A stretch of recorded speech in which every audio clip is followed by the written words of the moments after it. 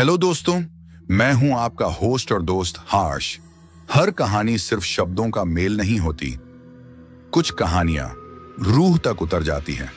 तो तैयार हो जाइए डर, रहस्य और सस्पेंस की दुनिया में कदम रखने के लिए द स्टोरी स्क्रॉल के साथ। यहां मैं आपके लिए लेकर आता हूं रोमांचक, डरावनी और भूतिया कहानियां, जिन्हें सुनकर आपकी रूह तक कांप उठेगी।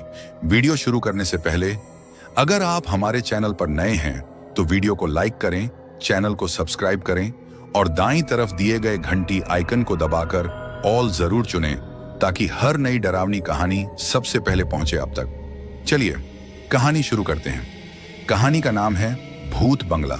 रहस्य, डर और एक अधूरी प्रेम कहानी। एक समय की बात है, भारत के एक शांत और हरे भरे गांव में घने पेड़ों और झाड़ियों के बीच एक पुराना जीर्ण शीर्ण बंगला खड़ा था। यह कोई साधारण बंगला नहीं था। गांव वाले इसे भूत बंगला कहते थे और इसके आसपास के माहौल में हमेशा एक अजीबोगरीब खामोशी छाई रहती थी। सूरज की रोशनी भी इस बंगले के करीब आते ही फीकी पड़ जाती थी और हवा में हमेशा एक ठंडी, उदास सी महक घुली रहती थी। गांव के बुजुर्गों के अनुसार यह बंगला सालों से वीरान पड़ा था और इसकी दीवारों में कई रहस्यों और दुख भरी घटनाओं का बोझ छिपा था। उनका कहना था कि रात के समय बंगले से अजीबोगरीब आवाजें आती थीं, कभी किसी औरत के रोने की तो कभी किसी बच्चे के हंसने की, कि यह सब उन आत्माओं का काम था जो इस बंगले में फंसी हुई थीं और शांति की तलाश में थीं। एक दिन शहर से एक युवा और जिज्ञासु जोड़े सुमित और राधिका ने इस बंगले को किराए पर लेने का फैसला किया। वे दोनों पेशे से पत्रकार थे और किसी दिलचस्प कहानी की तलाश में थे। गांव वालों ने उन्हें बंगले के भूतिया इतिहास के बारे में चेतावनी दी, लेकिन सुमित और राधिका ने उनकी बातों को अंधविश्वास मानकर अनसुना कर दिया।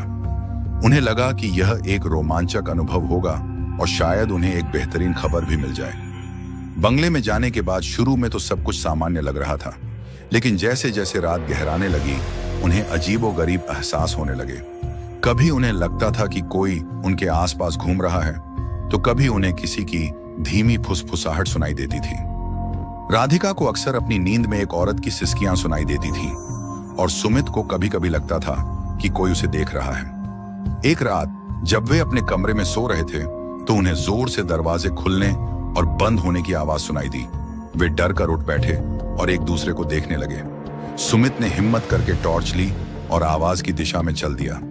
वह बंगले के पुराने गलियारों से होता हुआ एक कमरे में पहुंचा जो काफी समय से बंद पड़ा था। उसने दरवाजा खोला और अंदर का नजारा देखकर दंग रह गया। कमरे के अंदर एक पुराना झूला था जो धीरे धीरे झूल रहा था। झूले के पास एक पुरानी गुड़िया पड़ी थी जिसकी आंखें चमक रही थीं। सुमित को लगा कि उसे किसी ने धक्का दिया है और वह पीछे गिर पड़ा।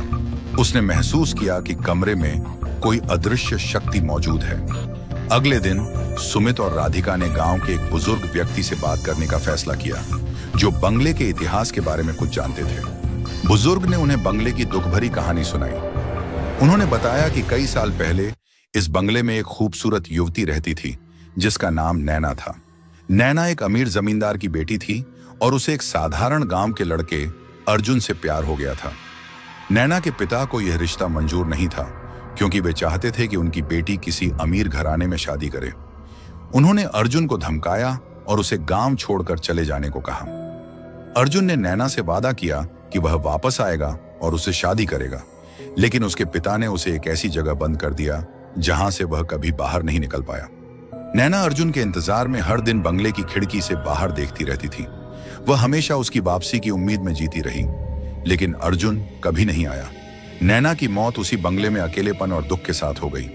बुजुर्ग ने बताया कि नैना की आत्मा आज भी उस बंगले में भटकती है और अर्जुन की वापसी का इंतजार करती है। वह किसी को भी इस बंगले में खुशी से नहीं रहने देती क्योंकि उसे लगता है कि उसकी खुशी उससे छीन ली गई थी। सुमित और राधिका ने नैना की कहानी सुनकर सहानुभूति महसूस की। उन्हें लगा कि नैना की आत्मा को शांति मिल सकती है अगर उन्हें उसके प्यार की सच्चाई का पता चल जाए। उन्होंने फैसला किया कि वे नैना की मदद करेंगे। उन्होंने बंगले के आसपास खोजना शुरू किया और उन्हें एक पुराना पत्र मिला जिसमें अर्जुन ने नैना को अपनी कैद और वापसी की उम्मीद के बारे में लिखा था। उन्होंने गांव के बुजुर्गों से नैना और अर्जुन के बारे में और जानकारी हासिल की और उन्हें पता चला कि अर्जुन को वास्तव में नैना के पिता ने मार दिया था। सुमित और राधिका ने नैना की आत्मा से संवाद करने की कोशिश की। उन्होंने नैना की पसंदीदा चीजें कमरे में रखी और उसे बताया कि अर्जुन उससे कितना प्यार करता था और उसे क्या हुआ था। उन्होंने नैना से वादा किया कि वे उसे न्याय दिलाएंगे। धीरे धीरे बंगले का माहौल बदलने लगा। अजीब और गरीब आवाजें कम होने लगी और हवा में एक हल्की शांत सी महक आने लगी। राधिका को अब नैना की सिसकियां नहीं सुनाई देती थीं, बल्कि कभी कभी उसे एक मीठी धुन सुनाई देती थी। सुमित और राधिका ने नैना के हथियारों को पकड़ने का फैसला किया। उन्होंने सबूत इकट्ठा किए और उन्हें पुलिस के पास ले गए।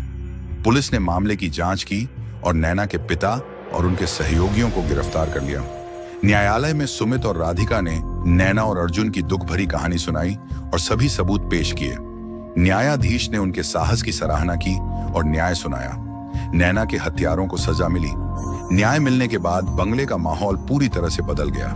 अब वहां कोई अजीब और गरीब आवाजें नहीं आती थीं और हवा में शांति और सुकून महसूस होता था। सुमित और राधिका को विश्वास था कि नैना की आत्मा को अब शांति मिल गई थी और वह अपने प्यार के साथ एकजुट हो गई थी।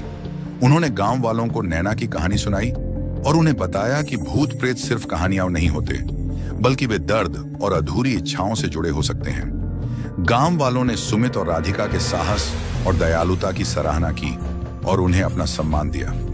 सुमित और राधिका ने बंगले को बेच दिया और वहां से चले गए। उन्होंने एक दिलचस्प कहानी और एक महत्वपूर्ण सबक सीखा था।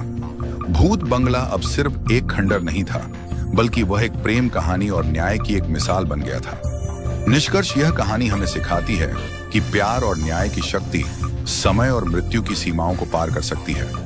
हमें दूसरों के दर्द को समझने और उन्हें शांति दिलाने की कोशिश करनी चाहिए, चाहे वे जीवित हों या मर चुके हों। अंधविश्वास और अज्ञानता से ऊपर उठकर हमें सच्चाई की तलाश करनी चाहिए और दूसरों की मदद करने के लिए आगे आना चाहिए। भूत बंगला अब सिर्फ एक डरावनी कहानी नहीं थी, बल्कि वह एक प्रेरणादायक कहानी बन गई थी, जो हमें प्यार, न्याय और मानवता के महत्व को याद दिलाती है। अगर कहानी अच्छी लगी तो वीडियो को अपने दोस्तों के साथ जरूर शेयर करें, ताकि वो भी इन खौफनाक कहानियों का लुत्फ उठा सकें। मिलते हैं एक और ऐसी ही रोमांचक कहानी में। तब तक के लिए बाय बाय।